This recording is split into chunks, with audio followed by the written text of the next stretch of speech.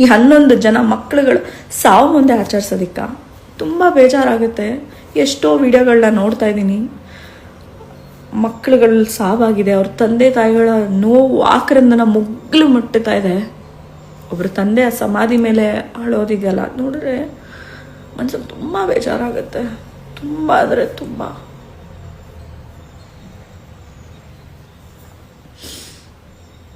ನಾವೆಲ್ಲ youth youngsters ಸುಮ್ಮನೆ ಕೂತ್ಕೊಂಡ್ರೆ ಇದು ನಡೀತಾನೇ ಇರುತ್ತೆ.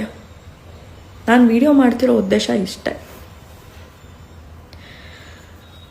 ಈ ಸಾವಾಗಿರೋ ಮಕ್ಕಳಿಗೆ ಆತ್ಮಕ್ಕೆ ಶಾಂತಿ ಸಿಗಬೇಕು ಅಂತಂದರೆ ಸರಿಯಾದ ರೀತಿಯಲ್ಲಿ ತನಿಖೆ ಆಗಬೇಕು. ಈ ಒಂದು ಕೃತ್ಯಕ್ಕೆ ಯಾರ್ಯಾರು ಇರ್ರೆಸ್ಪಾನ್ಸಿಬಿಲಿಟೀಸ್ ಇದೆಯೋ ಅವ್ರಿಗೆ ಘೋರವಾದ ಶಿಕ್ಷೆ ಆಗಬೇಕು. ಹಾಗಂತ ಅಧಿಕಾರಿಗಳನ್ನ ಅಮಾನತ್ ಮಾಡೋದು, ಮ್ಯಾಜಿಸ್ಟ್ರೇಟ್ ತನಿಖೆ ಆಗಬೇಕು ಅನ್ನೋದಂತಲ್ಲ. ನಮಗೆ ಯಾವುದೇ ರೀತಿ ಅದ್ರ ಮೇಲೆ ನಂಬಿಕೆ ಇಲ್ಲ. CBI ತನಿಖೆನೇ ಆಗಬೇಕು. ಇದಕ್ಕೆ ನ್ಯಾಯ ಸಿಗಬೇಕು ಅಂದರೆ CBI ತನಿಖೆನೇ ಆಗಬೇಕು. ನಮ್ಮ ಕರ್ನಾಟಕ ಸರ್ಕಾರ ಯಾವ ನಿಟ್ಟಲ್ಲಿ ಇದಕ್ಕೆ ಕೆಲಸ ಮಾಡುತ್ತೆ ಗೊತ್ತಿಲ್ಲ.